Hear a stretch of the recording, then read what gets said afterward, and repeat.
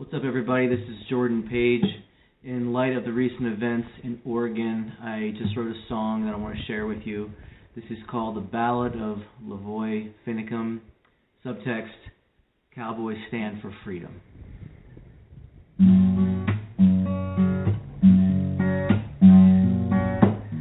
He was a man who loved to walk the land, turn his cheek but also take a stand. His conviction called, he followed what he felt was right. Well, there's no telling just what time will bring. You can live for nothing or for everything, but when the pushes come to shove and tell me, will you find? I'm only talking about a cowboy stand for freedom. I'm just talking about a name carved in a stone,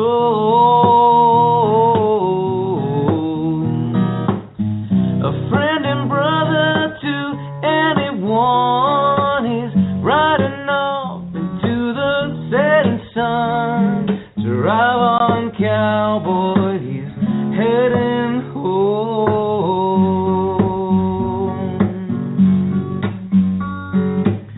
Well, there's almost right and then there's nearly wrong as you live your life from sunrise to dawn, and then it's over and the moment's gone.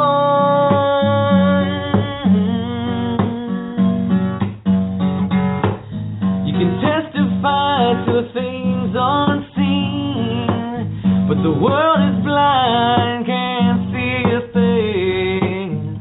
All you can do is try to be a human being.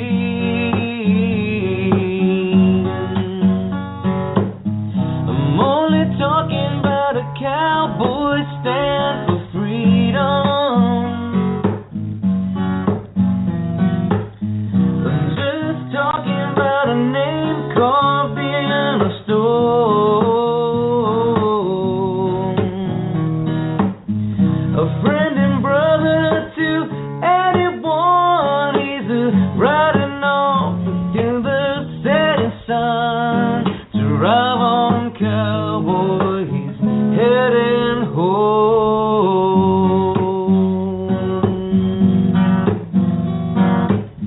I know not what course other men may take. I can't see that far down the road, but as for me and mine, make no mistake, the weight of justice is a heavy load, and I'm living by code.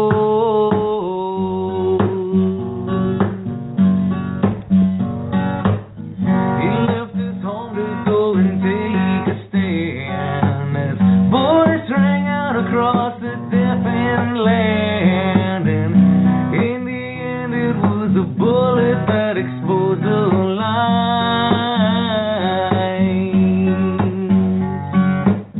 A truth remembered is a battle won, though his murder cannot be undone. It rings out like an echo, thundering across the night.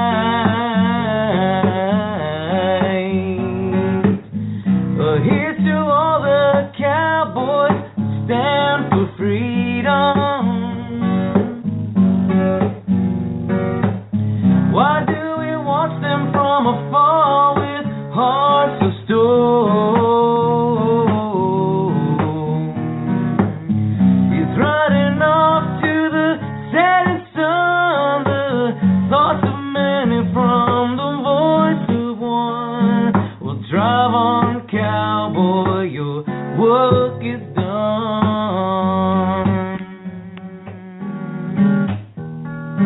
Well, Godspeed cowboy, will carry on.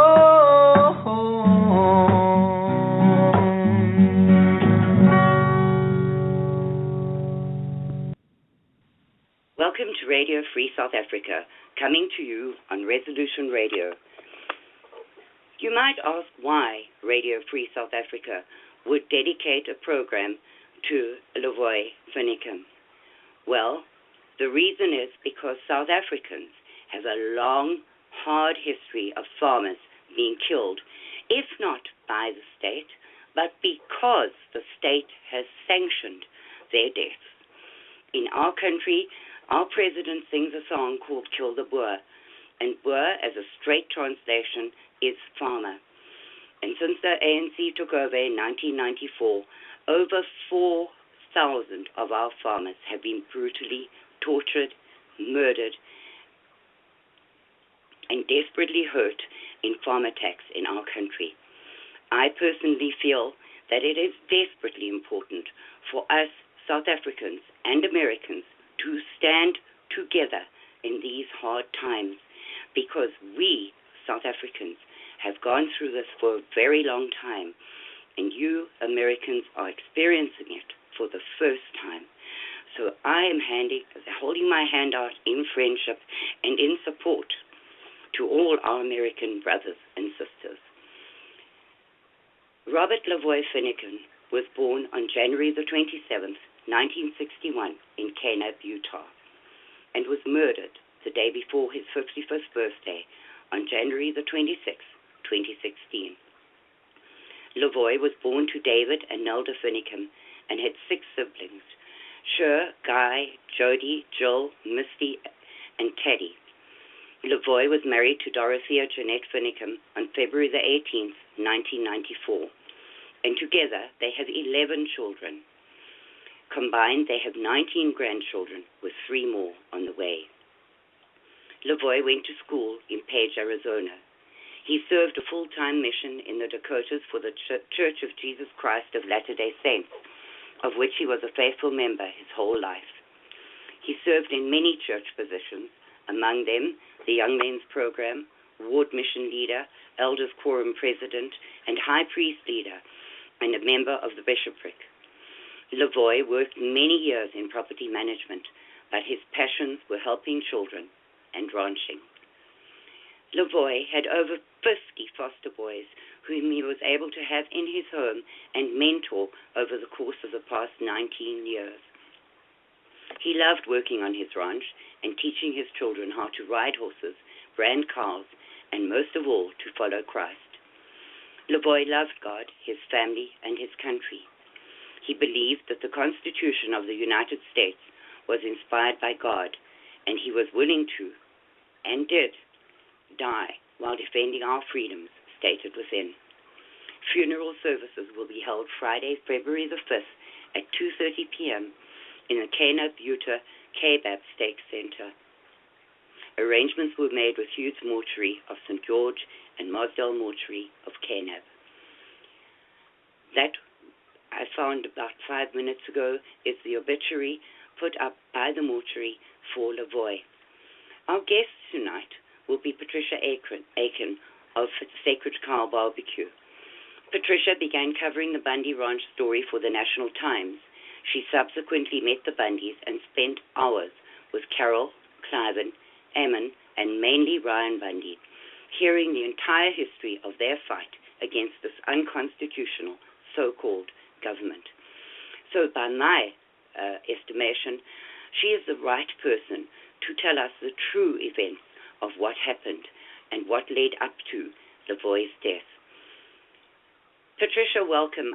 I somehow wish that we were doing this under better circumstances, but welcome anyway. Thank you, Karen. I'm sure we both have a heavy heart about all of this. You know, I'm one of those radio show hosts. I try to have my shows planned out like a month in advance, my guests all confirmed and everything, and lately I'm lucky if I have my guests confirmed 2 hours before, because the story is so rapidly changing. It's been just a total roller coaster, shocking.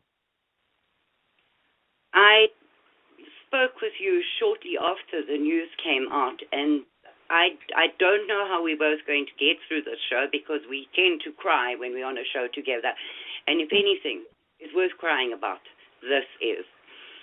Patricia, could you just start from the very beginning, because there's so much disinformation and misinformation out there that it is really hard to get at the truth of anything. Now, you being so close to the main players in this drama, you know better than most the truth of the matter. So could you just walk us through it? Well, Karen, I've been a victim of the disinformation mill that the feds have put out. And so it's been very difficult to put a real handle on this. For instance, I just want to unwind a couple of things before we get started on the history of it. But, for instance, there was someone close, that they had found Dave Ward was with the BLM. That's Sheriff Dave Ward. They said it was Sheriff Dave Ward actually worked for the BLM in 1999 during a time when the Hammonds, Stephen and his dad, were being harassed by the BLM. Well, here it is. It's a small town, small county. There's only 7,000 or so people in it. And so it's an obvious, conclusion to jump to. But then when you get Dave Ward's history, he was actually in the military from 1998 till 2002. So it couldn't have been the same Dave Ward. Could have been a father, could have been, someone else in the family, but it wasn't that Dave Ward. And yet that story is still being passed around because someone put that out when they found it, And so, and there it was. You could see it in the documents, but it's a different Dave Ward. The other story that's really gotten a lot of traction, which I want to retract before we go back to the history of it, just in case people only listen to the first few minutes here, is the story. And I was convinced this because of the photograph. At first I questioned it. There's a photograph that came out of Sheriff Glenn Palmer of Grant County, the next county. That's the county that they were traveling to when this ambush was set up. Well, the disinfo agents, and that's all they are, actually put a newspaper photograph in with a caption that said, Sheriff Dave Ward is going, at the roadblock with his rifle at the roadblock that he was part of, that his vehicle was part of. Yes, I saw that. Yeah, and I'm like, wait a minute, hold the phone here. This is really a very significant issue, and they knew that, and they said that it happened in Seneca. Well, that would be his jurisdiction. And anybody that understands, a sheriff, you only have jurisdiction in your county. And if the feds come into your county, they have to have permission from the sheriff to do something. And so, I jumped to the same conclusion everyone did. No, not everyone, but some people did, and said, this is really disconcerting. Well, it turns out that it wasn't in Seneca. It was right at the county line, and that he wasn't involved. And people were really upset by the man next to him laughing. This is no time to be laughing. Well, here's the real story. The real story is that Sheriff Palmer was at the meeting that he had not arranged. He was just an attendee, and he was waiting for them to arrive, as was everyone else. There were about 100 people there waiting. And he got a phone call, and the woman that was standing next to him, that's known him since she was in the second grade, said his face turned white. And he said, something terrible's happened. I have to leave. And so he left with the DA, and I assume that's the man beside him. And when they got to the scene, that someone had said that there was someone with a rifle coming, approaching.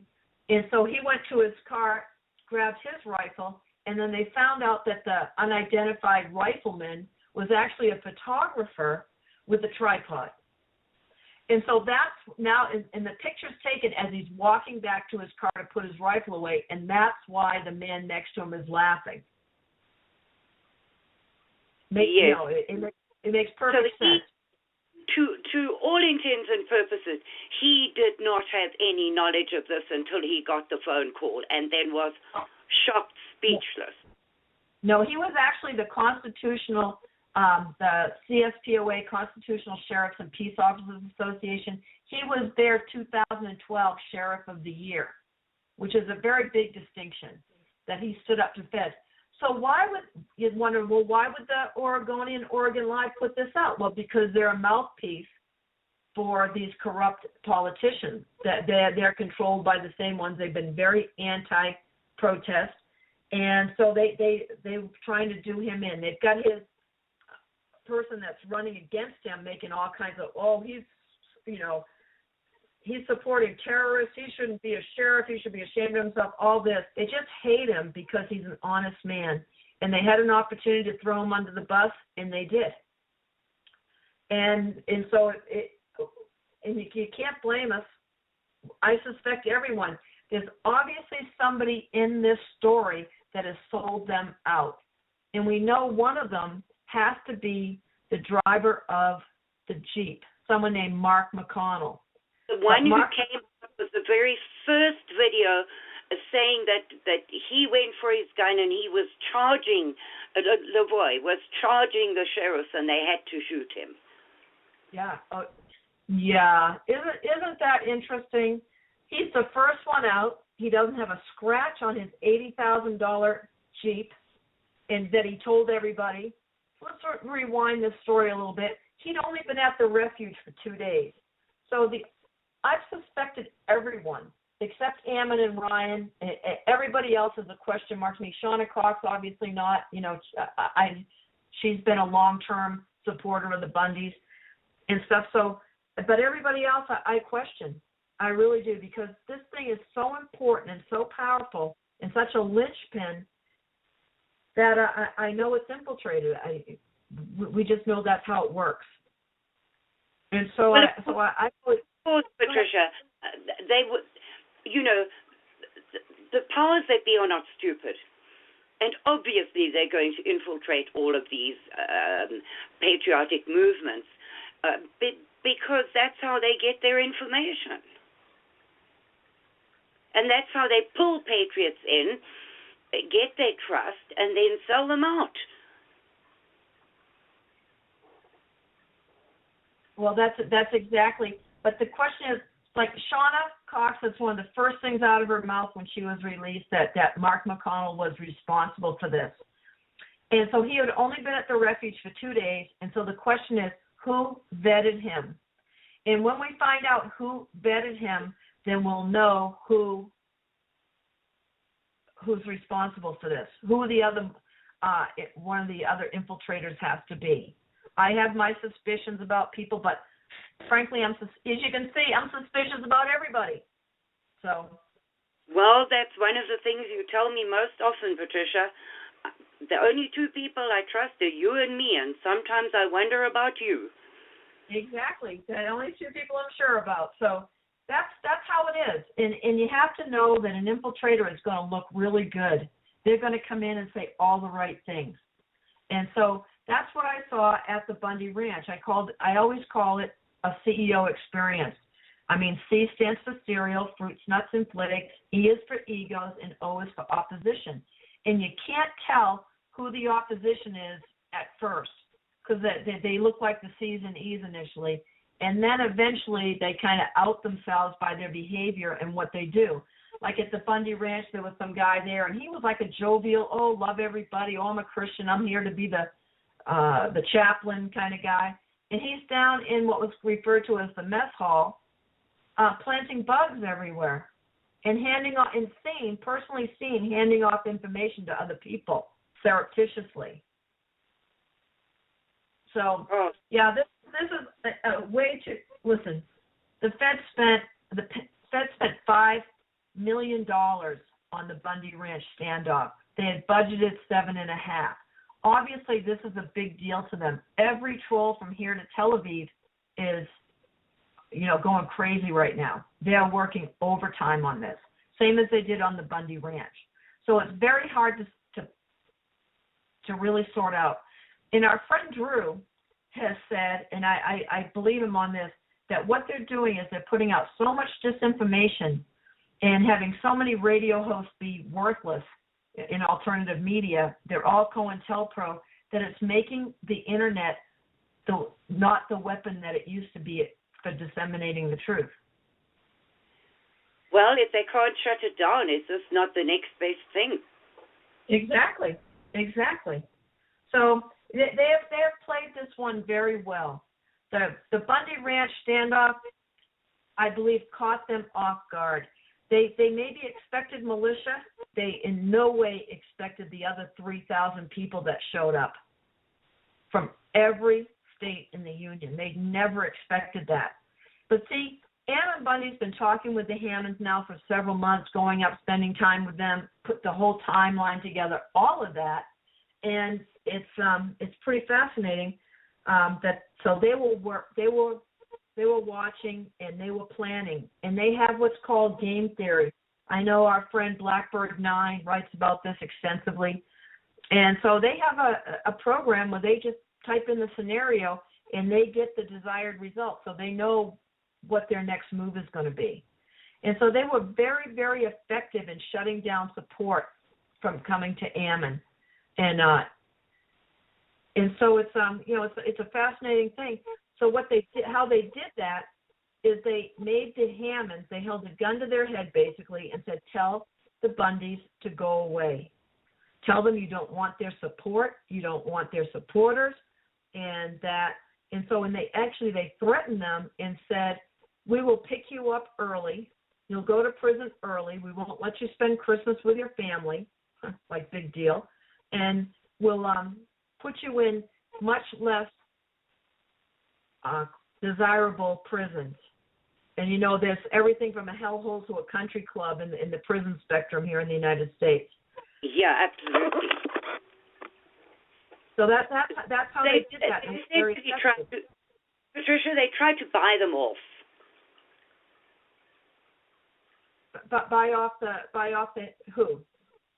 The Bundys or the Hammonds, by turning them against the Bundys and telling them to go away. Oh, absolutely. They absolutely did. And actually, Dwight Hammond wanted to come out and speak to the crowd on that Saturday when they had the first protest a month ago. It should be about a month ago. Well, it's a month ago Saturday by calendar month. And he wanted to come out, and they told him, if you go out there, you'll have a bullet in the head. These people are playing hardball. This is a linchpin event. Make no mistake about it. We've got geoengineering, we've got white genocide, we've got, vaccines, we've got the flat earth, we've got, there's all kinds of things here that are linchpin issues, the Holocaust. We've got it all. But this is the current linchpin right here. And so that's why they've done this full spectrum dominance about it. I just wanted to clear up those two misconceptions. So now start me back where you think most listeners want to start. If I've taken a course. Patricia, you've been involved right from the beginning. So the stories out there are that the Clintons, this has come out subsequently, but the Clintons are involved with the uranium deposits under this land. Yes, and it's not just uranium. It seems to be chromium and other important metals as well. Okay, so with the Bundys, there used to be something like, I forget how many ranches there were around them until they were left as the only ranch in that area, and they were not leaving. So they had to be driven out. Now, in the Hammonds case, how did this come about? How did it happen?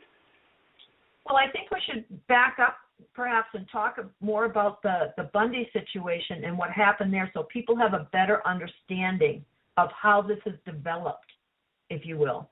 I think it'll help make sense of the whole thing. And because it's been the thing that the information that I've had that's given me, it's like a beacon to me that I always know if I stay on course on that beacon that I'm not going to get lost in these high seas that are, swirling around us. So here's the situation.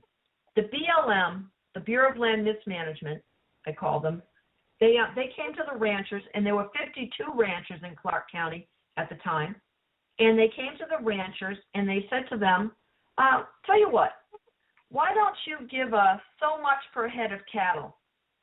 And Ryan couldn't remember how much it was, but it was a very small amount. And they said, and we'll only take 12.5% of that for management fees. And the rest, we'll give back to you ranchers to put into range improvements. And you can sit on a board and decide who's going to get the range improvements. So let's say, so they said, well, that's a pretty good offer. Yeah, we'll pool our money that way. Sounds good. Okay. And so and they were very satisfied with that. And these contracts with the BLM were quarterly, and at the most annual. So, the first quarter, you need some new corrals. So we say, okay, we're going to take this money and we're going to spend it on Karen's corral. In the next quarter, Clive and Bundy's going to need some irrigation. That's going to take a little more money, so we're going to have to wait 2 quarters to be able to help him. And then the third quarter, Patricia's going to need some reseeding and things like that to improve her range, and so we'll spend the money on that. And everybody was very satisfied, and it was fine. Well, then there was this huge shift in Washington where the Bolsheviks, and that's what I call them, really took over this radicalized environmental agenda, just really started running Washington with other things, like gun control and things like that. And so all of a sudden, the BLM told the ranchers they couldn't, have as many head of cattle. Now, there's 2 different kinds of grazing rights, okay? Let me just explain. Now, grazing rights are rights, okay? They're not privileges. Yes. And these rights are actually negotiable instruments. They are bought and sold. The Bundys have their grazing rights and water rights. They go together. One's useless without the other. And they're based on beneficial use. How they're first established is when a covered wagon came to the West, okay, and you unhitched your oxen and your horses, and they went to the stream and drank water. Well, you just established beneficial use for that water. And then they went and ate some shrubs and whatever, grass, or we don't have much grass here in the West. It looks more like the karoo to any South African listening. And they went and did that. So that establishes your grazing rights. You just had beneficial use. Now, we have multiple use here for the land. There's the Bundys have the grazing rights for the water and the grass and whatever grows above it. The mineral rights can belong to someone else.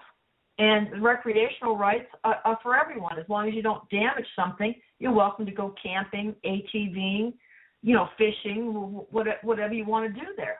I mean, that's fine. Those are all the uses, multiple uses for that property. So these grazing rights are rights, and I just want to make that clear that they're rights, they're not privileges. And so these were grazing permits with the grazing fees, and it was based on those contracts. So let's say that you make 1,000 widgets a month. That's what your business is. You make these really high-quality widgets, and that's what it takes to support your family and be a productive member of the community, put your kids through college, put some money in the bank for retirement, 1,000 widgets. Well, then the government comes to you and says, Karen, you know what, we got to cut your widget production down. You can only produce 500 widgets this month. But don't worry, it's just temporary. And then the next month, they're going to say, oh, by the way, we're cutting you down to 200 widgets this month. How long do you think it'll be before you're out of widget business, that you can't support your family any longer? It's not going to take very long. No, exactly. And that's how they put 51 ranchers out of business. And so Cliven was hit particularly hard with this. They said you can't pay your grazing fees, you can't sign your contract until you sign this agreement that you're going to cut your herd. Well, they wanted to cut Clive and Bundy's herd by 90%. Okay, now his range, that's what they call AUMs, Animal Unit Monthlies, and then there's ephemeral rights. And ephemeral rights mean it's based on how much cattle you can graze on that land based on the rainfall, based on how much there is, for the cattle to eat. Yes. And no rancher in his right mind is going to overgraze, because that may give you a better, more money this year, but you're going to have a diseased herd next year, and it's going to hurt you in the long run. So they're really the original conservationists. So the Bundys argued with them and said, no, we don't have, no, this isn't right. We're not paying this. And so they reached an agreement with the BLM to send in an independent third party. And they got a man from Southern University of Southern Utah. And he came in and spent 1 week at the range looking over their acreage that they own and all the range that they have grazing rights to that are on the public land. And he said to them after a week, not only do you not have too many head of cattle, you have room for a whole lot more. Well, that wasn't exactly the response that the BLM wanted. And so they cooked up a charge and said, you're endangering the desert tortoise. Yes, I remember that one. Exactly. Well, that's ridiculous because you can't endanger the desert tortoise with cattle. Actually, the desert tortoise flourish where there's cattle. The more cattle there are in the desert, the more desert tortoises there are because of the water sources, and two, they eat the manure because it's a source of digested enzymes and moisture for them. So they flourish. And actually, the University of Arizona proved that. So when the BLM couldn't make a fuss about that, they just changed one word. They said your cattle may be endangering the desert tortoise. And then it was on. Okay, now the other, they started attacking them on. This last go-around, say about a year and a half ago, April of 2014, was based on, they said your cattle are trespassing. Well, that's ridiculous. Nevada is what's called a fence-out state. And what that means is it means that it's like you and I are neighbors, say, Karen, and my milk cow comes over and eats your petunias. And you're very upset about your petunias. But I say, well, I'm sorry, Karen, it's up to you to put up a fence if you want to keep my milk cow out. It's a fence-out state. You need to fence out my cow. So what happened, so what happened is over the years, the acreage next to the Bunkerville allotment, the Bundy's Ranch, and used to be, was bought out. It was bought out by a conservation group, and they never bothered to ranch it. And, in not ranching it creates a wildfire danger, by the way. But it also, in the BLM, never bothered to maintain any fences or things like that.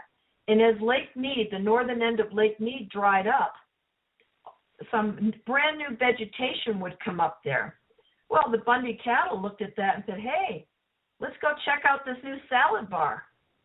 And so they drifted down to Lake Mead, that end of Lake Mead that was dried up, and to eat this new forage that they found. And so they said to them, oh, well, your cattle are trespassing. And they said, no, our cattle are not trespassing. You have failed to maintain any fences or natural boundaries to keep my cattle out. Okay, does that make sense to everybody? That makes total sense to me. Okay, so that's when they came in and they threatened them. Now, let me show you what kind of thugs we're dealing with, because they actually called the sheriff of Cedar, Utah, called Ryan Bundy one day and said, Ryan, I've got somebody from the BLM here that wants to speak to you. And he says, I don't recognize the BLM. And he hung up the phone. And a little while later, the sheriff called back and told Ryan how concerned he was about his family and, was sorry that he couldn't help them and didn't have jurisdiction. But he said, here, I want to give you this man's number, in case you want to call him. So Ryan figured, well, what can it hurt? I'll call him up, talk to him. And so the agent gets on the phone and starts playing the good cop thing and says, oh, yeah, I'm a Mormon, I'm LDS, I go to this particular church or fellowship or whatever Mormons call that. And, blah, blah, blah. And I'm just here to help you. And Ryan said, really, you're here to help me? And he said, oh, yeah, I'm here to help. He says, well, tell me, when are you coming? He says, I can't tell you that. He says, well, who are the contract cowboys going to be? I can't tell you that. Well, who's the helicopter company that you're going to use? I can't tell you that. Which sale barns are you going to use? I can't tell you that. He says, well, I thought you were here to help me. And he said, well, we just want to know what you're going to do. And Ryan said, we'll do whatever it takes. And he says, well, what does that mean? He says, we'll do whatever it takes. And the man said, well, I'm just telling you, if you bring guns, it's going to be Waco. In the meantime, straight up. It's going to be Waco. They had already had snipers on all the hills around. They had high-tech listening devices. The Bundys couldn't allow their if you've ever been in the Bundys' front yard when the grandkids are there, it looks like a daycare center. Honestly, you've never seen so many darling, little children in your life. But they couldn't even let the children out of the house. They set up roadblocks all over Bunkerville. The people were very nervous. The sheriff wasn't responding. They called the sheriff, and he'd say, that's between the BLM and the Bundys, call them. Okay, very, very corrupt situation here. So, and it's all over the fact that the federal government is in violation of the Constitution, Article 1, Section 8, Clause 17, that explains that the Western states or any state came into the Union on equal footing with the original 12, and that the federal government is not allowed to own any property. It's only allowed it's allowed to manage the property while that area is a territory. But when that territory becomes a state, that the federal government must buy any property they want from the state. And for a very specific list of things. It's like for forts, dockyards, post offices, very limited. In national parks, ain't one of them. All right, so they have to buy that land from the state. When you see a map, and I think I sent you that graphic that shows how much the federal government controls in the West. You'll see, I think Nevada's like 87% or something like that, but it's all red. It's the majority of the state, and it's wrong. So it's a very interesting situation, and so they filed. They sent these people in. They keep saying they brought up this lie again that the Bundys Clive Bundy owes $1 million. He doesn't know a dime. He stopped contracting with them. He said, never mind, I'll pay for my own range improvements. I don't need to do this. In the meantime, they were using those grazing fees to buy out the other ranchers. And let me tell you, I wish I'd known how much they were buying them for or had the money, because they bought out ranchers for $75,000.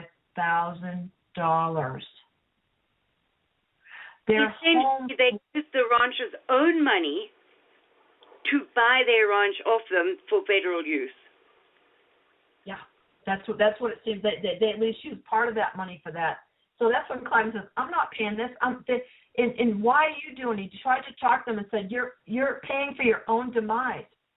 And because they cut down the ranchers' AUMs, so they couldn't make a living, they said, well, they're putting us out of business anyway. We might as well take the $75,000 and just go on with it. And they were stupid. They should have banded together. One man stood with Clive and Bundy, and his name is Keith Ney. And he was a rancher that agreed with them, but unfortunately he passed away, and that left just Clive, and out of 52 ranchers, the only one standing. So let's fast forward. Everybody knows the story of the standoff and all that, I would think. I would imagine. Okay, the standoff happened on a Saturday. 3,000 people showed up, and they were shocked. And not everybody could even get over there. And the ranchers all came. You see it. There's a picture of men on horseback in a line with their hats off and their heads bowed. They're praying and listening to the national anthem, actually. That's what they're doing. LaVoy Finicum was one of the men that rode with them. He was one of the horsemen. He considers himself a neighbor. His ranch is on the Arizona Strip, which is just up from the Bundy, up and over, Route 15. So that's that's part of that story. And so the BLM, Daniel P. Love, they had a big standoff going, and Cliven Bundy gave them an ultimatum that you need to be gone in an hour. And so Ammon was down negotiating with Daniel P. Love that was at the corral. They had round up the Bundy's cattle by helicopter during calving season, separated the calves from the mothers. They were all dying. There was actually one calf that was born in the holding pen that they had, and they named her Liberty. I keep forgetting to ask Carol if she made it, because I know they were taking care of her pretty strong, to help her. But they had ran these cattle so badly that their hooves were just ground down. You know how when you cut your nail too close and it's painful? Yep. Well, that's what happens to cattle when their hoofs get worn down too close. So they had lost all kinds of weight. They had shot cattle. A $5,000 prize bull was shot on the run. He was we put him out of his misery. He was in danger. They're just lying. They actually came up with. We knew there was one mass grave, but then we heard from one of the people in the helicopter that had a change of heart.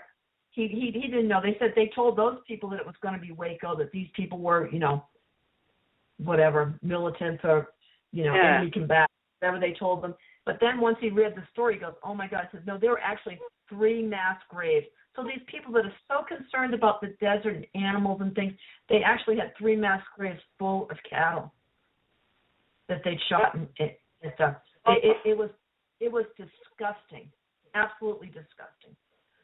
And so that was that story. But they had way too many people there, and the feds knew they were completely outgunned, even though they had 200 agents that were all in. Oh man, like a woman from the military that had military experience, and they were dressed to party, and they didn't have any insignias on, so we knew that they were mercenaries. They had been brought in to do this, and they were bragging and the usual sociopaths they get. So that was a very good day for Liberty when they backed down and released the cattle. And I've got a very a salute to go to the governor of Utah, who told his people that the BLM were not to bring any cattle into Utah, that they were not going to accept any of the Bundy cattle in any of the sale barns in Utah. Well, good for him, and I have something else to report on him later. I feel like he's a good man. So, Ammon Bundy wrote some legislation this last legislative session, and it was sponsored by Michelle Fiore. Michelle was one of the few politicians that showed up, and she got a lot of FaceTime on video. I guess probably because she's a woman and well-spoken and stuff. She's from New York. She's like me. She's got that East Coast big mouth, and she's smarter than me. And so we have she was on the other night, and so she sponsored this bill because Ammon just said the way to take this back is to just have the state sponsor this bill, that the land can be given back to the people and they can go out and claim it as long as they can show beneficial use. They can use it again, whether they're going to mine operation and things. And he had a great plan, and I don't have that all in my head to tell you about, but it was a great plan. Well, it was such a threat to the government that they gutted that bill. First of all, they came out, Bundy bill unconstitutional. It was the only constitutional thing, and it had more support than any other bill in the history of the Nevada legislature. I mean, very well supported. And so they actually erased the whole thing and then put up something that was a real slap in the face and said that, they just completely changed it. AB 408 was now, and when the federal government comes, that the sheriff is able to turn over his authority to the federal government. I mean, that is like the antithesis of anything that Ammon Bundy or the Bundy stood for. Yeah. So that was a very, very interesting turn of events. So Ammon was heartsick over that. I remember talking to him as he drove home from that, and then I talked with him afterwards. And he said to me, Patricia, after that, I started researching the history of what was going on in the American colonies in 1770, before the American Revolution.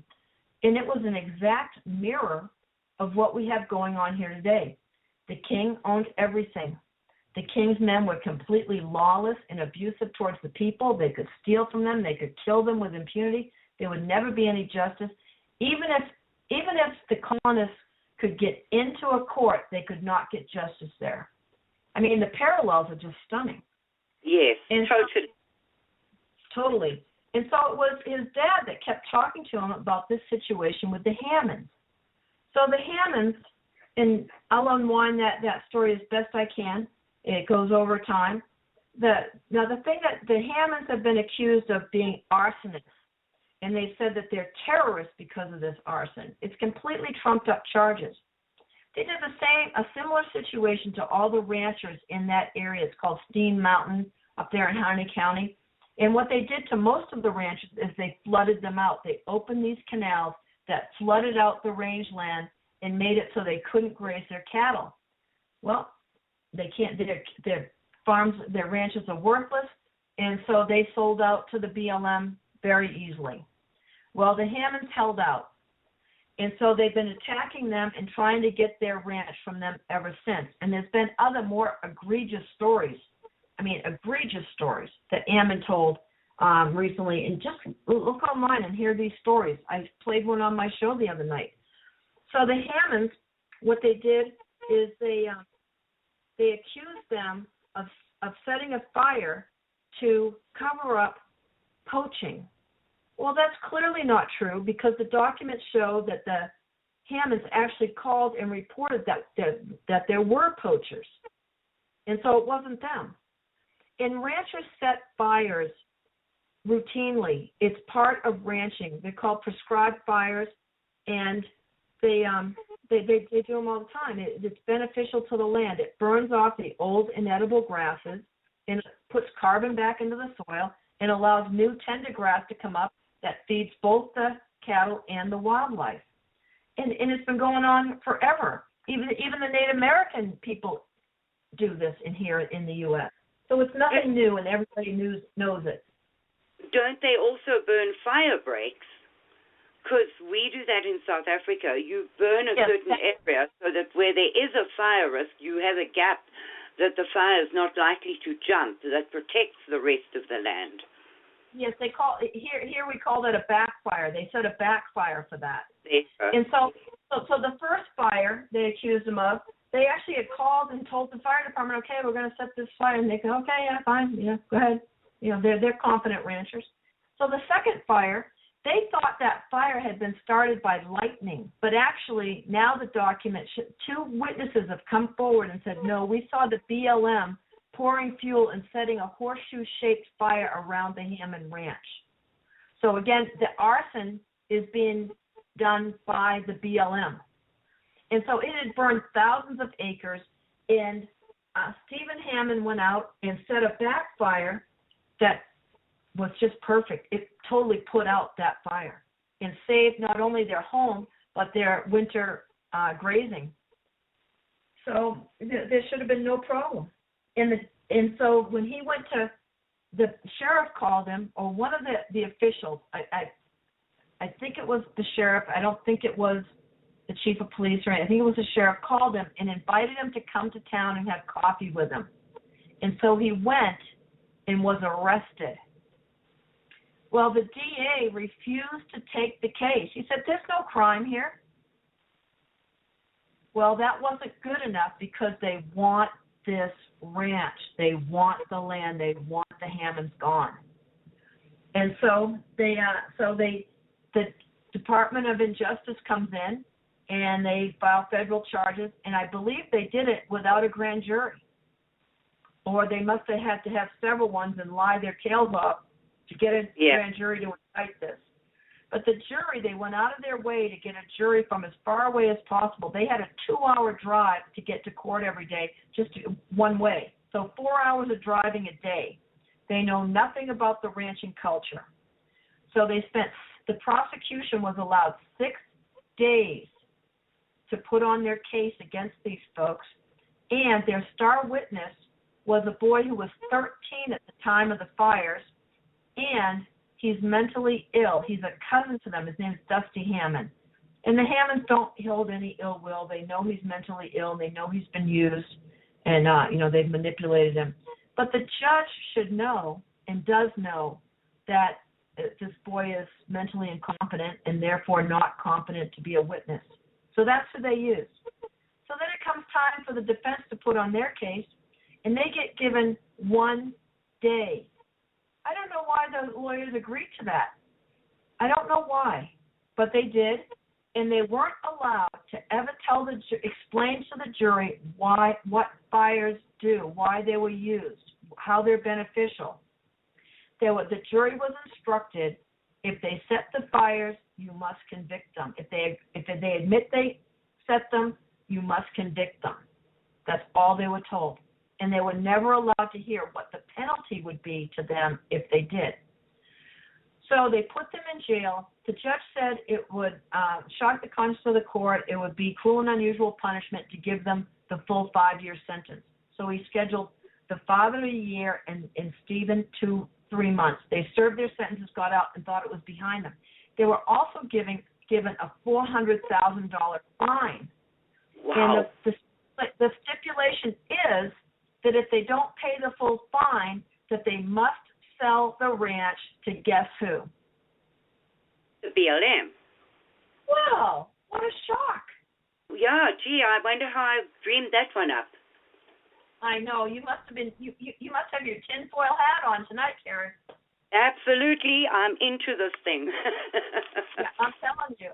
And so they paid off $200,000, and they were probably going to raise the rest of it. So that's why they came in and put them in jail again and said they have to finish serving their sentences. It's double jeopardy.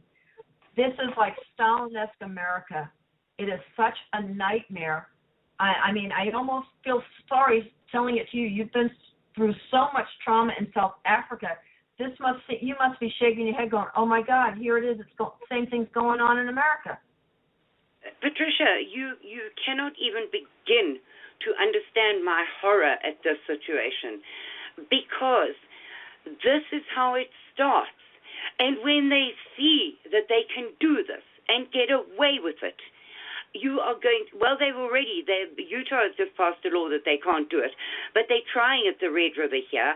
There are many, many ranches that are being threatened by the BLM, and if they get away with this one and this cold-blooded murder, then they have got carte blanche to do what they like to whoever they like. And I'm shaken. I am absolutely shaken by this, because it is so realistic to what happened at home.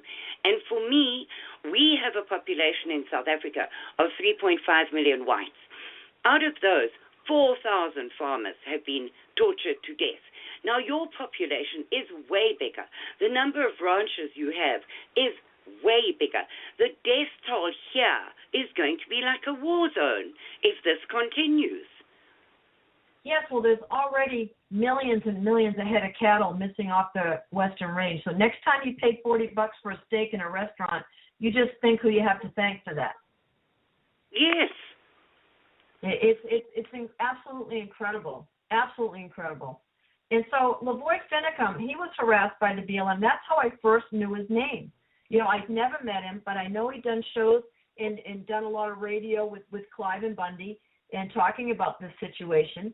And so it was really interesting how I met him. I actually had Ryan Bundy lined up to be on the show from Harney County to call in and give us an update. It was maybe the second week of the project. Maybe it was, I think it was the second week. And so Ryan says to me, Patricia, I'm in a meeting. I don't think I can do this tonight. And I go, well, how long is the meeting going to be? I don't think I can make it. And I go, well, you want me to call you back? He goes, no, here. And he hands the phone to LaVoy Finicum, who comes on just off the cuff like that and was just so outstanding. His character just shone through. I said, how long have you been there? He says, well, we came up for the protest on Saturday, and we were going to go back home. I rode with Ryan, and I rode up together. And he said, and when we got up here, Ryan looked at me and said, there's too much to be done. We can't leave. And so LaVoy looked at him and said, I rode with you boys once, I'll ride with you again. And so they've been up to, and so he told he his lived story. and died by that. Yes, Simply, absolutely. What a gentleman. What a man of his word. What a cowboy.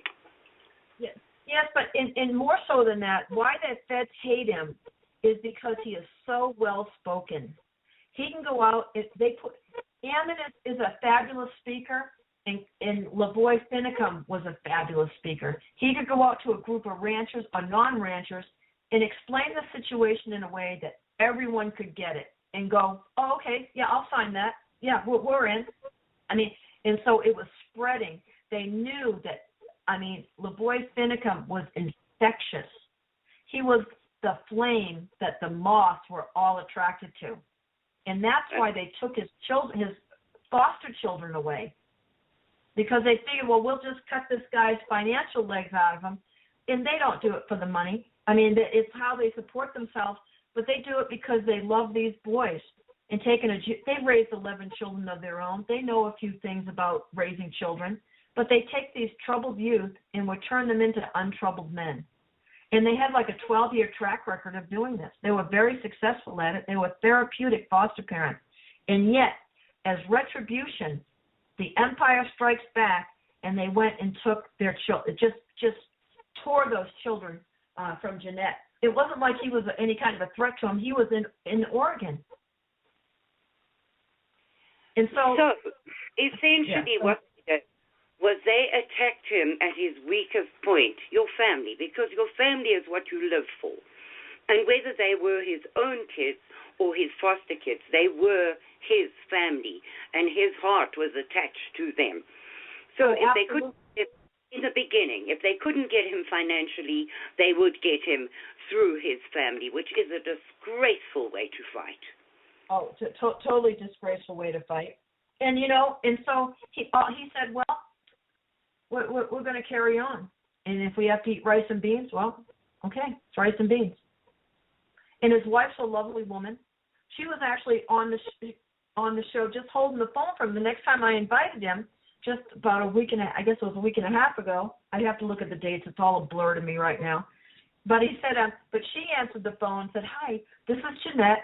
I'm just, LaVoy told me to answer the phone. We just got back. He just ran upstairs. I'll be right down. And so I talked to her for a few minutes, and somebody actually emailed and says, man, she's great on the radio. You should have her on. She's great. And so just a delightful family. Carol Bundy says that there's no family that has more respect in the Valley than they have. They are just a wonderful, wonderful family, loving, supportive, loving kindness. That's the thing that I would say about LaVoy Finicum. That would be the one word that I would use that would sum him up.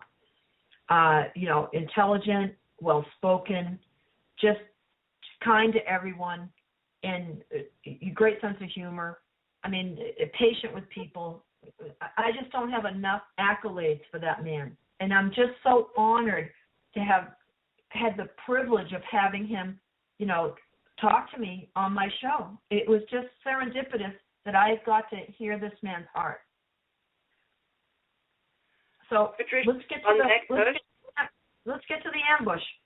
Okay, on that note, we're going to take a 6-minute ad break. Get yourself a cup of tea because we're coming up to the part where you and I are going to cry, and get yourself a box of tissues, and we'll be back with you in about 8 minutes. Welcome back to Radio Free South Africa on Resolution Radio. Our web address is resolutionrdo.com, and our Twitter is @resolutionrdo. Our call-in number is 607-203-5423. Our show tonight is a tribute to LaVoy Finicum. I see that our second guest has arrived. He was busy at the polls. His name is Will Johnson. He served 4 years in the United States Army in Naval Intelligence. He stood for U.S. congressional candidate in Iowa in 2010. He stood for the Iowa State Senate candidate and won the primary in 2012. He ran for Republican national delegate in Tampa, Florida, also in 2012, and Iowa 1st Congressional District State Convention chair.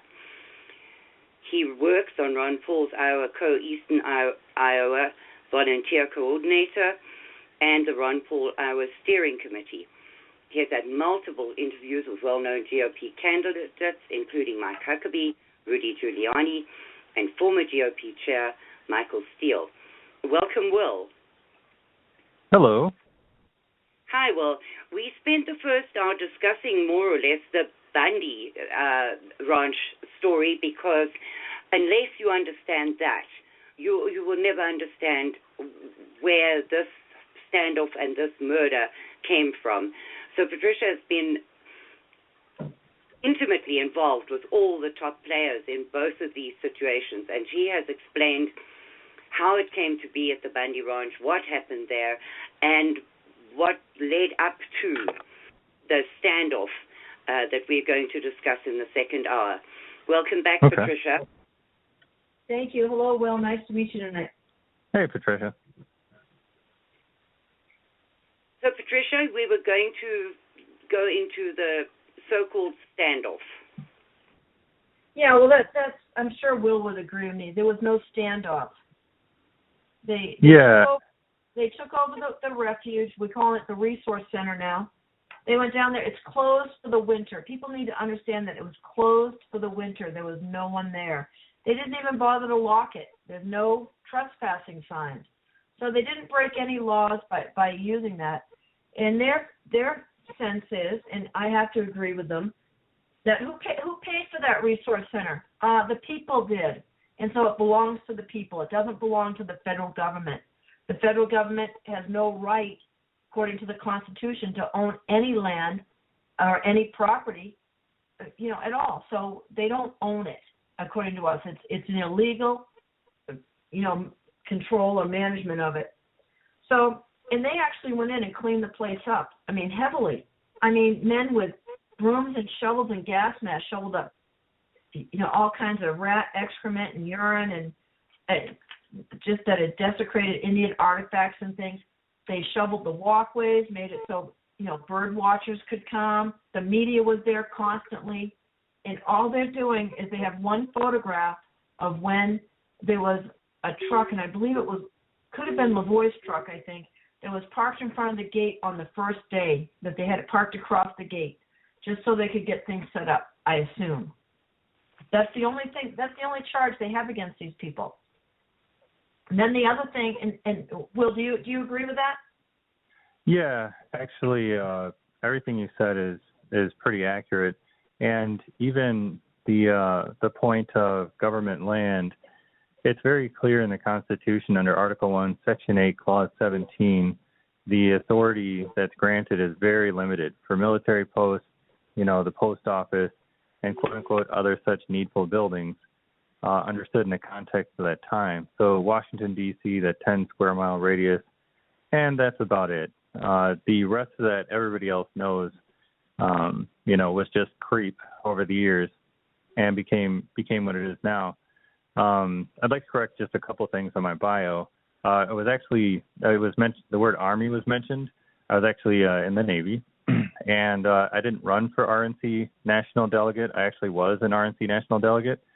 And actually, that is somewhat related to this because I don't believe that we operate in closed spheres. So, for example, what happened to those people, the Hammonds in Oregon, and also to Eamon's father, Cliven, to a lesser degree because it was successful, happens in other spheres as well. So I'm going to give an example of that so that maybe people can be more aware in their own surroundings that when a right is abrogated anywhere, it's a right abrogated everywhere. So back in 2012, anybody that is listening that was involved with the Ron Paul campaign up to the national level, that went down to Tampa, Florida as a national delegate, would remember that an entire state's national delegate committee was defrocked illegally because they would not vote differently, because they were going to vote for Ron Paul. So while that is obviously doesn't reach the severity of what just recently happened, the principle was there. And so what ended up happening was large delegations, Texas, large parts of the Western delegations actually walked out of the entire proceeding, marched around the building, chanting, "As Maine goes, so goes the nation," which was somewhat prophetic because the mistreatment in a political sense was showing that the thing that they always tell us, especially now in the media, is, well, you know what, just solve it politically, right? I've been involved in politics for quite some time now, over 8 years, and that was the political way to solve it, was getting national delegates, taking it to the convention, and having a convention floor fight. But when they actually break the bonds of one of the abilities that we're supposed to have to solve things peacefully, then what other recourse are people going to have? So when people go out there and try to make change in a more, in a stance that some would perceive as more aggressive, maybe they should do their homework and find out where the frustration comes from, Patricia?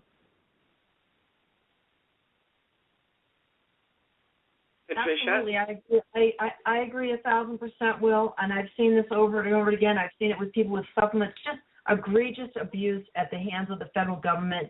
It's unbelievable. We are living in Stalin-esque America, a Bolshevik America, and it is disturbing. And what you say, the creep, they have been boiling the frog for a long time, and we are way past time of jumping out of that boiling water. It's now or we're dead, one or the other. I'll give you guys a little insight. I just finished a caucus here tonight in Iowa, in my section of Iowa, and there were about 124 people that showed up in my particular precinct. And they say we're not supposed to release the results early before they give them to the state, yada, yada. That's not actually a law. That's just like whatever. So in my precinct, you could tell the way people were going to vote almost strictly based on their age. And it's kind of a sad thing to see, actually. It was basically most people that were over 50, you knew that they were going to go for one of the establishment type candidates, right? And I've seen this over the last 8 years. And while I don't know exactly why, the fact that it's predictable becomes kind of a question of concern, because if these people, most of the people that are, in the older generations, have given us what we have and continue to politically do the same thing, then it's no wonder that people that are younger, such as Aiken and his younger brother and those other people, feel that they're continuously getting a raw deal from, the generation prior and the generation prior to that. So if the political system... I have to agree with Mark Twain, who said, if voting changed anything, they'd make that illegal. That's an excellent quote. There's another quote that I like that I actually got it for Christmas on a shirt, and it says, "Truth is treason in the empire of lies," and that one is a Ron Paul quote. And that quote in particular seems to be very relevant to this whole situation. I've read through literally hundreds, if not thousands, of comments in the last 3.5, 4 weeks. I've spent over 3 hours a day. I own my own business, and so I do have a bit of leeway to be more politically active than most. I've spent at least 3 hours a day going through as much as possible about, previously it was they called it the Aiken Bundy situation, and now it's the Resource Center and, what is and will become of it. And the comments of people saying that somehow these people are traitors, or that they're, they don't even say they're unpatriotic. They just say they're traitors, right? And when I mean they, I just mean these urbanite people that have probably never even been to a farm, who all they have is the time to write, thanks to the hard work of those people out on the ranch. It's probably the biggest insult because, as you know, we have a progressive tax system. So those people that are making more are paying more, and a lot of these other people that have the latitude to write or agree with these type of writers most likely are benefiting from the system. And this argument that they kept making that somehow the Bundys and these ranchers are moochers, there's some pretty good articles that are describing that the subsidy system is actually not what people think it is, and that if the market price were allowed to be there, that perhaps they'd be getting a better deal, because the subsidized land rate for the government contracts there's a reason why there's still tracts that aren't bought up that are run by the government, because the government does a horrible job. This was shown by, obviously, the rat infestation in some of the buildings, the quote-unquote mismanagement, I think just complete ill treatment of the Native American artifacts. And more to the point, this is one of the times I've followed a lot of these and I've been somewhat involved in other ones. And this one I felt a little more personally because of watching everyone's videos, and I think that's one of the good things about how everything is smaller now, that when LaVoy was assassinated, and that's the only word that should come out of people's mouths. He wasn't killed. He didn't just magically die, It was a very specific event. And if people look into this further, who does the OSP work for? The Oregon State Police. They're actually a branch of the executive government in Oregon, meaning they work for the governor. Who was the one that was calling for the quickest, swiftest action? The governor. And let's look at Governor Brown. Want to know something interesting about her? Her first political position, and I know quite a bit about top politics, so I'm going to explain some of this. She was appointed to her House seat in that state, and then she ran for secretary. But once you're appointed to an office, the incumbency rate is 93%. She was basically given a political career, and it wasn't earned. It wasn't by the people. It was by appointment. After her becoming Secretary of State, she was once again appointed. She was appointed as governor. Yeah, they have an election later, but once you're in the office, your name gets free distribution through media and everything else. You don't have to pay for it. You don't have to raise funds. You don't have to campaign. It's basically a bureaucrat occupying an office. There's no representation there. And at some point, I think that the Portland people who obviously, have a very strong liberal bent, I think at some point they're going to realize that this really isn't representation when a bureaucrat keeps getting appointed over them. And at some point, I think she might even receive some backlash from that. But I think that a lot of this came down from there. And then once you start getting into the bigger picture, which was mineral rights and what was actually under that land and the companies that are attempting to get in there, what happened with Cliven Bundy, which is, as everyone knows, is Eamon's father, was that in that situation, they were able to pull out the political dirt, because behind almost everything, there is a monetary incentive. Follow the money trail. It's a really good adage. And with Cliven, they ended up finding out that Harry Reid and his son had a strong vested interest through a Chinese company that was going to build the largest solar plant. It would have been the largest solar plant in the world. And they were going to build it in Nevada on basically stolen ranchers' lands that the BLM had, quote-unquote, acquired. So it would have been bad enough if the BLM was just taking this land and not letting anybody use it. That's bad enough because that contributes to the homelessness epidemic, which actually, here's an interesting thing. If you wiki the homelessness, you will see Portland involved with even homelessness's wiki page. That's how bad it is in Oregon. And nobody seemed to put this two and two together, where Oregon's land was being, gobbled up, and then more and more people are homeless. It's just like the feudal times. When you displace people from their land, they have to go somewhere. Well, they ended up going into Portland. The mayor of Portland actually had to declare a state of emergency at one point to try to get the large amounts of money, it was in the millions of dollars, to try to provide housing for all these people. And then now it's coming to light that, well, perhaps this was caused by displacing them from the land. There used to be over 780 plus jobs for logging and ranching and mining in that area in Harding County, right? That was 20 years ago. Now there's less than 6. And so then when they look at these, go ahead. Well, it's gone from being the wealthiest county in Oregon to the poorest because of federal mismanagement and the federal takeover. In Nevada, we have 4 times as many range fires now because of the mismanagement by the BLM, taking their cattle off and also the wild horses, let the cheatgrass grow, and 4 times as many range fires. And some people would say that, well, at best, they're inefficient, perhaps, but I would say that maybe they are efficient at what they're actually trying to do, which is drive people off and make the land sellable to basically other countries. The Nevada issue was a Chinese issue, and what some people may or may not know is that when that Chinese connection came about, his son was the one that was actually involved with the deal. Yeah. So Harry Reid is married to a very wealthy Chinese lady. I should probably mention this, I lived in China for a year and a half. I speak Mandarin.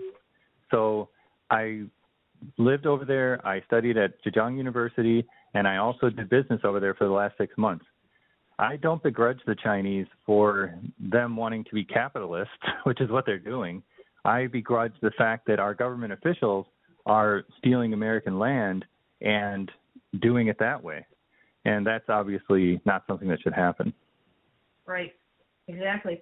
Karen, I think everybody would be interested in an email that I just received about what's going on in oh my gosh, I'm so messed up. What's going on in Burns right now? And they just got an eyewitness report. It was someone that lives there, and I won't mention the names, but she just called her dad and told him that the feds are harassing everyone, making them get out of their vehicles on their knees and searching them. A very old cowboy and rancher that had been up there for a long, long time took some bull to the sale. They pulled him out of his truck and his wife and made them get on their knees, told them they were hauling people into the refuge. This is what they're dealing with now. Some of the folks aren't even involved. Some of the ranchers live next to where this woman is at, and they're scared to death because they've gone in, they've kicked in doors. They're trying to get to the people that are the common law grand jury, and they're also trying to take it out on the Committee of Safety. This is a huge Empire Strikes Back situation where they are trying to get these people back to cower, and lick these people's boots again. And I hope it doesn't happen. I hope that they see exactly who they're dealing with. They've been frightened. The judge that runs the town, his name is Grassi, we call him Rassi. He thinks he's the king of the town. He's got everybody bought and paid for, except for a few good men like Chris Briles and these people that have come out to support Ammon, and not support Ammon, but to find out what they can do to get their lives back up there. It's absolutely stunning, the abuse that these people are suffering right now. We've the call from Will has dropped. I'm sure he will call back in. Patricia, but isn't this all part of the thing? Because I also heard that they've cut off cell towers and internet to that area. So the story originally was that the ranchers around there do not want this to be happening. They want the Hammonds out. They want them out of there. So now I don't know what you mean by out of there. They want them out where? Out of prison They didn't want any part of this refuge thing. Now, that was a story that was put out all over the place, that the local ranchers were not impressed with taking over the refuge. So now, if they're intimidating them in the ways that you are saying, also cutting them off from cell range and internet, etc., they're trying to make their story real, intimidate the local ranchers into... That's not true. That hasn't been true. Maybe they didn't understand it initially, but there have been hundreds, if not 1,000 visitors to the resource center to meet with Ammon and the group, to sit down, get educated. They go out, they do group meetings, they keep educating people, and now they've been welcoming them. And it's completely true. These ranchers didn't want them, then they certainly wouldn't be slaughtering cattle and bringing it to them and putting on a barbecue for them to feed them, would they? But that's all part of the misinformation campaign that's been out there over the past weeks. And so now they're trying to make it true by intimidating the ranchers and scaring them out of their lives, man. Yes, exactly. But here's the other thing that's going on. Well, they already closed off the airspace, over a week ago over the resource center. We'll just call it the resource center. All right. And they've closed off the airspace over there. That's exactly what they did at the Bundy Ranch. The second thing that they did is they shut off the cell phone towers. They did that at the Bundy Ranch. What Shauna Cox said in her testimony was that when they got to that place in the road where they saw cars up ahead, her cell phone just shut off. She'd been making calls or texting the whole time, and all of a sudden they shut off the cell tower. And that is a tried and true strategy because they did not want anyone giving an eyewitness account of what was happening or calling for people to come to their aid. So let's go back while we're waiting for Will. Let's go back to the ambush story. Which story was that?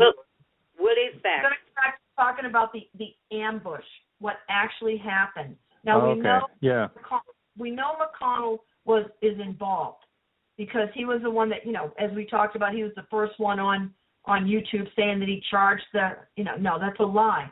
They were already being shot at when they got stopped. Ryan Payne had his head and both arms out the window to show I'm not armed, I'm being cooperative here, and they shot at him. And she thinks it was a bullet hit his wrist, a bracelet that he was wearing, and got deflected and went in on the mirror. And he was riding in LaVoy's car. And so he got out to talk to these people and say, hey, we're not putting up any resistance here. What's going on? And they arrested him. And so at that point, when they're being shot at, that's when LaVoy took off. And he said, we've got to get to the sheriff. And so he goes, and they've got the roadblock set up further ahead, a roadblock set up. And the fact that they called this a traffic stop, there was no traffic stop. There was no probable cause. This was an ambush. That's all it was. And so now people say, well, why is he driving so crazy? Well, because they're shooting out his tires. They're shooting at them the entire time. And so what people, and they try to say he was armed. He was not armed. As a matter of fact, somebody, heads up, I've got to find out who has this footage. They videotaped all LaVoy's weapons at the refuge, his holster, his revolver, all the weapons that he brought with him. I don't know how many he brought, but they photographed all of them. He did not have them with him. So for them to say he was, had a 9mm in his pocket's ridiculous. He wore a holster with a revolver, like most ranchers do. Ridiculous. And so the video clearly shows this. And they say, well, what was he, an idiot to get out of the car? And I'm really fed up with people saying this. He told them at the first stop, stop shooting. There are women in the car. He was an honorable man right to the end. And so when he pulled up, he got out of the car. They were shooting at them the whole time. I believe in my heart what he was doing was trying to draw fire or take the attention away from the truck so they'd stop firing, maybe arrest him or do whatever and stop this thing. That, all right, we give up. And that's why he went out with his hands up. And people say, oh, he's reaching for his gun. That's a big fat lie. Your instinct is when you're shot to put your hand to where you're shot. You see him, he touches, his hands go to his left side and then right. And they're only admitting to 3 shots. People say Shauna believes there was at least 6 and that they shot him in the face. So I'll be very interested to see what an independent autopsy says. The funeral's on Friday in Kanab, and so we'll see what the independent, if we can get a real independent autopsy. Yeah. And they continued to shoot at this car. All the glass was blown out. How these people survived, and they were lobbing bombs into the car, smoke bombs and things.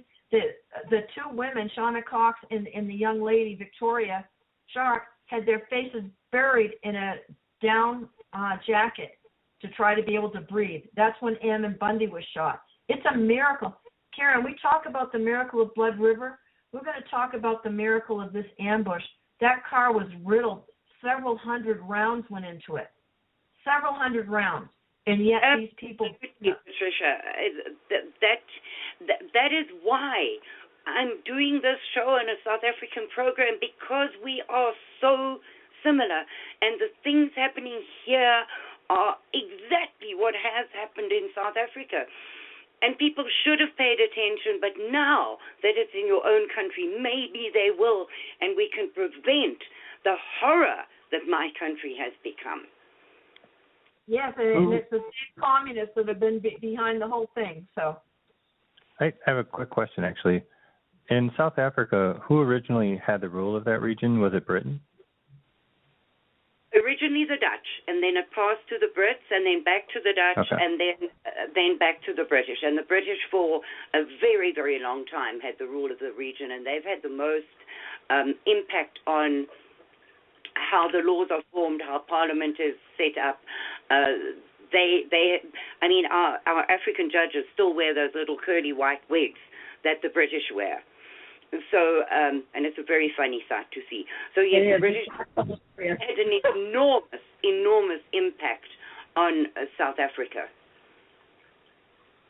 Yeah. So I was going to add a little bit to the actual ambush itself. So in the footage, there's two that are put out. One is short, and then the other one obviously is the longer, unedited one. But you can still clearly see. I disagree that that's unedited. It has clear breaks in it, Will. Okay. I mean, for the purposes of what they're already releasing. I don't think we're actually going to get everything anytime soon because, for example, those vehicles, those are law enforcement vehicles. They all have, recording capabilities, dash cams. Yeah. There's plenty of video and audio out there. And I am not giving up hope that somebody might leak it at some point because while a lot of them, were involved with this, conscience does sometimes get the better of somebody, and it could be a WikiLeaks type incident. And if that does happen, I think everybody needs to be ready for, the fallout because I think, we will find out exactly what we already know. We already saw his hands up, but you'll hear the dialogue where he says, just shoot me. And then you'll hear the gunshots after he already hits the ground as well. And then the, dozens, over 100 rounds, I believe. Something else that's pretty obvious that can't really be disputed is when you're looking at the vehicle, even from the aerial footage, you can see bullet holes in the front windshield. Those could not have been created after the vehicle had crashed into the snowbank because of the angle of the officers. Those would have had to have happened before the vehicle actually ran off the road, which means they were firing into a vehicle before it even stopped. That's against every type of law enforcement policy. Those bullets could have been fired at the first stop. They were being fired at the first stop. That's true. They could have been because it's very difficult to see it afterwards. Shauna Cox's testimony, her testimony was that even after they were all out of the car, they asked them 3 times, is there anyone else in the car? And they replied no 3 times. And they still opened fire again on that vehicle. They are, I'm sure, very disappointed that everyone wasn't killed. It is a miracle. I don't know how they survived. it. I mean, it's a miracle. Yeah, it's definitely difficult to watch because you can see the puffs of glass and everything else coming off as the bullets are hitting the vehicle. And what's interesting too is, this investigation into, they always have to do a post-investigation to determine angles and whatnot. They never once claimed that anyone shot at law enforcement, that even on their way there or at the initial stop that a shot was fired. Because there wasn't any. And they're trying to call it a shootout to make people think that these people returned fire. When both women have testified that they didn't even reach for their sidearms, what man in his right mind, with all these people in full tactical, they said there were 40 cars.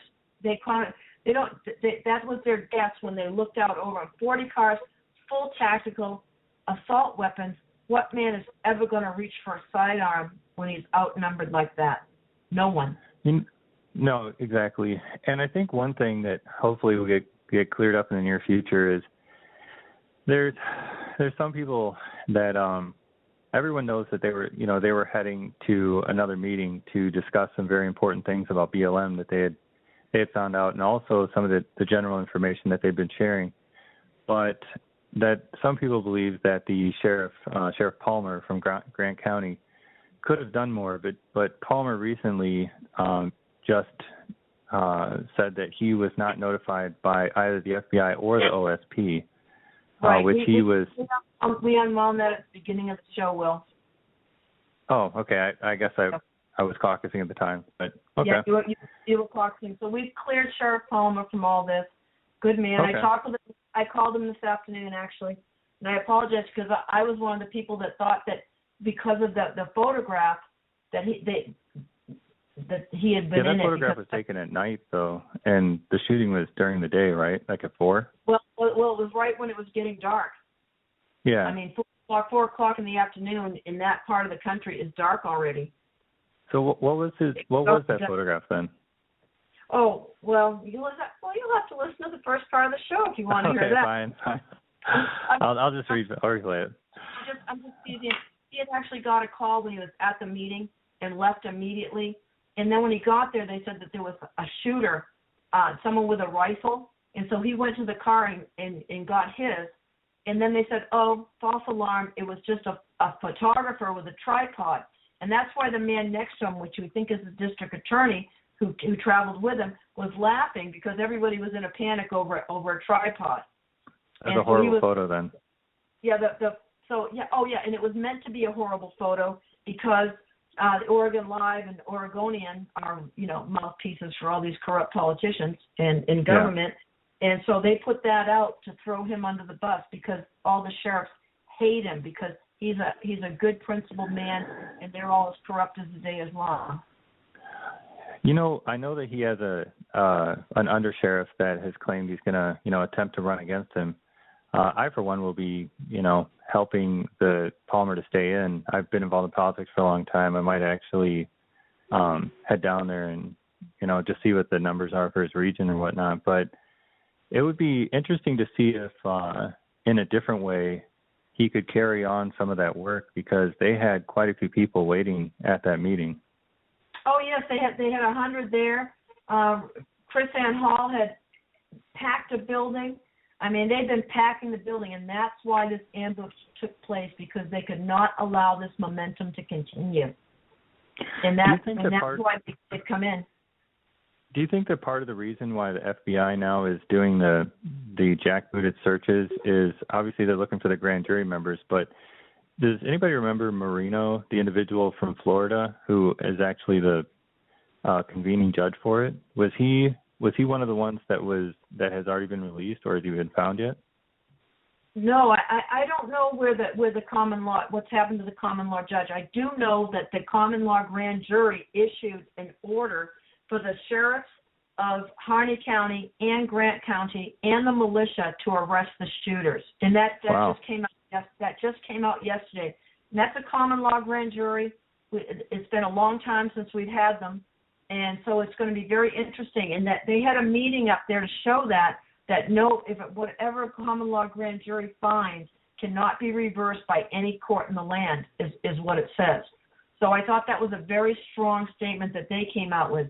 The other thing that I thought was really encouraging today was that the state of Utah has been fighting the feds on this land thing, and they've been doing it through a man named Ken Ivory's organization in trying to take the land back from the federal government. The Bundys have disagreed with how that should be done. Well, they did at the time, and Ammon's plan was beautiful, but they didn't go for it. The corrupt people in Nevada that run the Nevada legislature just shut that right down. But today is when, and I'll pull it up, but they're moving forward. The governor of Utah is telling the feds to get out. They already had that set up for the end of last year, I believe, and now they're telling them for real. They've got the money put aside to be able to fight them in court, and they are telling the feds to get out of Utah. So I think this is beautiful, and I would think there's some honest people in Arizona, and I think we're going to see this happening in the West now. And it has to be because of what Ammon's done. Yeah, and, there were a lot of naysayers, even those within the freedom/liberty movement initially, who, a lot of people said, and this is one particular argument that I had some trouble with, people saying that they, quote unquote, weren't invited or the Hammonds didn't ask for help. I have trouble with that argument because it was found out very early on that the Hammonds were actually under duress. They were threatened by the Justice Department that if they had any more contact with Ammon, that they would, that Hammond Sr. and Jr. would both be sent to a, quote, less than desirable prison. That's a threat. So obviously they had made up the mind that. Go ahead. They were threatened with more than that, Will. They were actually threatened with being shot in the head. They were really, really under duress. And Anna went up and met with them and spent many, many hours with them. And so did Ryan. I know Ryan Payne was with them for some of those meetings. And so it's this was just what they call game theory. They knew they had to do something to break up that support, and we talked about that early on. But I just want to read this is from the governor of Utah, and it's by currently the federal government lays claim to 64.5% of the lands in the state of Nevada, much to the ire of both the people of Utah and their representatives. But all that is about to change. After 3 years of the federal government refusing to discuss the matter with the state government, Gary Herbert is moving forward with plans to seize the 31.2 million acres of Utah land from the federal government and restore control of the lands to the people of Utah. This action is unprecedented. This is part of the Transfer of Public Lands Act. And it was so I'm very excited about that. That's probably the best news I've had all day. Is that just today? That's just come out. January 29th is when it came out. So it's just a couple days old, and I got it from one of the people that works in the government in Pahrump in Nye County. It says other states are working on doing the same, and look at how much money we will save everyone. Read below and forward. And it comes from a woman named Donna Cox, who's been an excellent support to the Bundys in our cause. She is a good patriot woman, and people in her county think the world of her. Patricia, there are rumors, and I can't put my head on a block about it, but that Governor Abbott in Texas is doing exactly the same thing. Because when the previous attempt to take the land of the Red River, he said he's going to go down there and fly a flag saying, come and take it. So I do believe that Texas is not far behind. I believe that's right. And so this is starting a movement in the West, and LaVoy Finicum would be delighted to hear all this. It's just so incredible that they would do something like this, shut off the cell towers, create this ambush, try to kill all of them so there couldn't be any witnesses, but yet it has backfired on them. I've never known more people to be so glued to this story and vetting everything that they can come up with and talking about it. This is citizen journalists gone wild here. I mean, I love what's happening. I tried to call my contact that's up there right now, and I couldn't get it. He left me a couple messages today because they were supposed to have a protest in Burns against the FBI. There's signs up, FBI go home. These people are disgusted by this. So I'm hoping that the militia that were planning on going up there will move in force and protect these people. If they have to walk people from their car to the grocery store and back to their car and into their house, so be it. These people all need to be protected from these jackboots, as Will is asking. Yeah, speaking of protecting from those jackboots, I would say one thing that could be done, and in my opinion should be done, back when there were those big riots in Ferguson and other places, shop owners and others specifically asked the Oath Keepers to come in, and they did.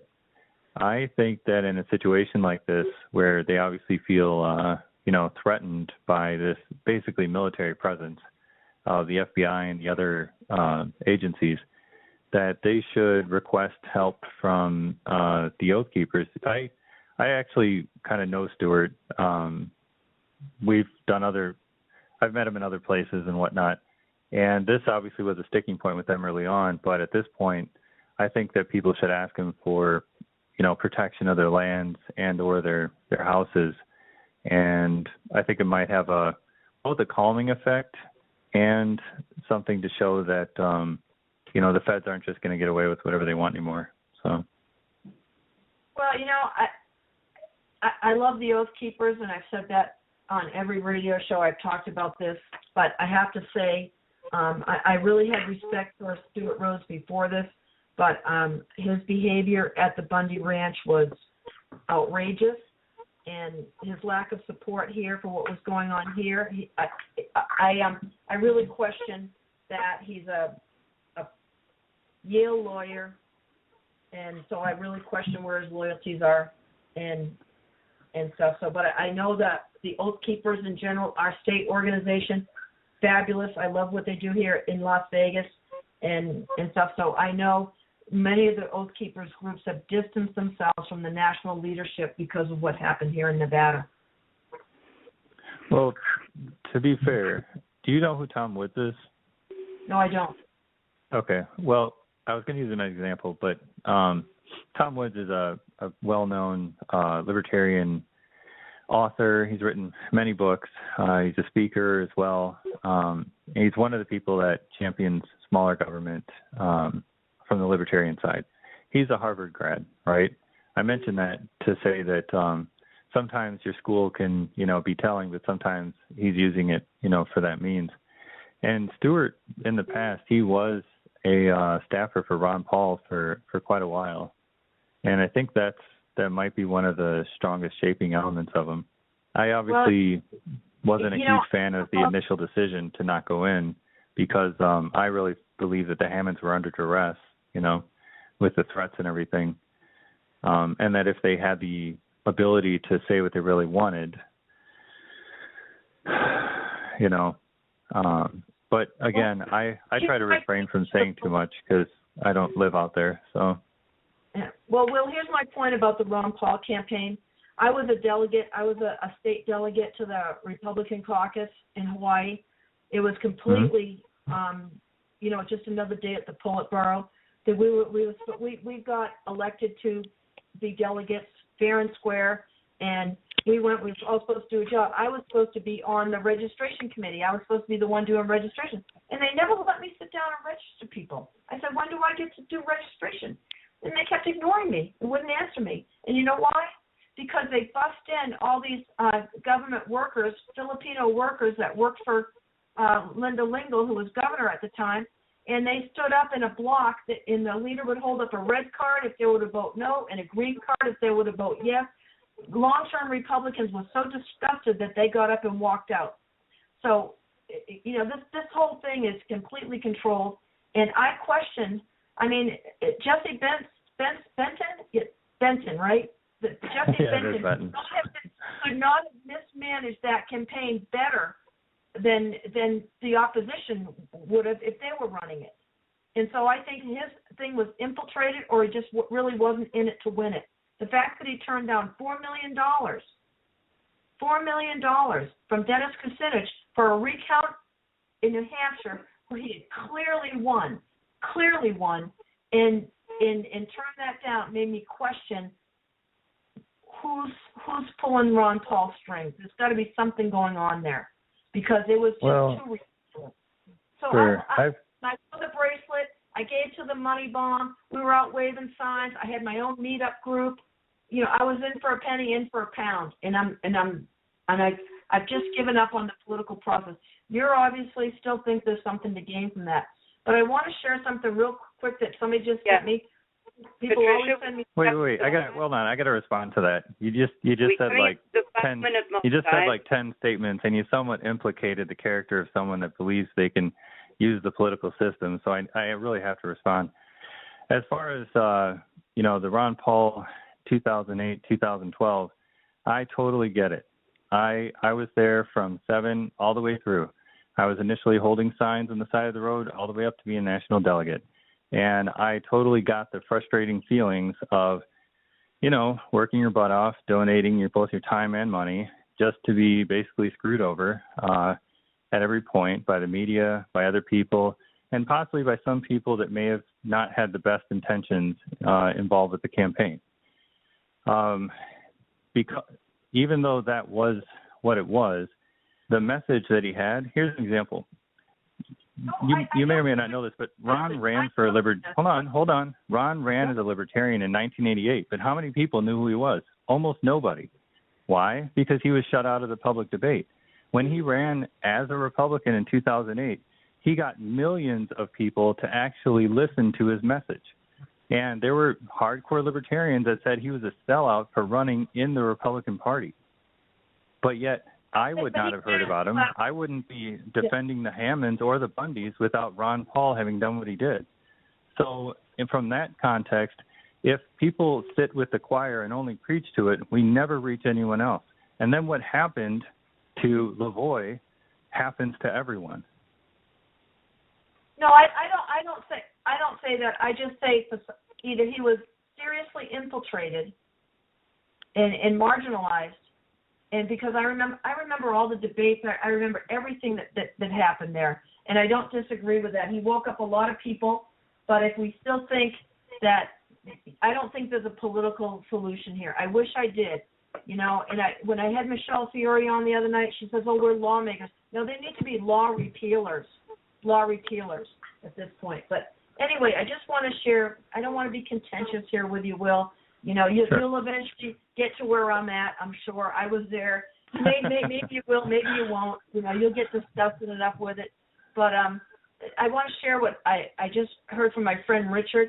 They have somebody, and they put this out 13 hours ago. They have been analyzing this video since it aired, broken down frame by frame. We caught the muzzle flash. Also, the video was taken at 8 frames per minute, 80 frames per minute, and we have found that at least 64 missing frames in the unedited video. There were also shots fired at the first stop. Look very, very closely. The video was not put out by the feds for transparency, as they claim.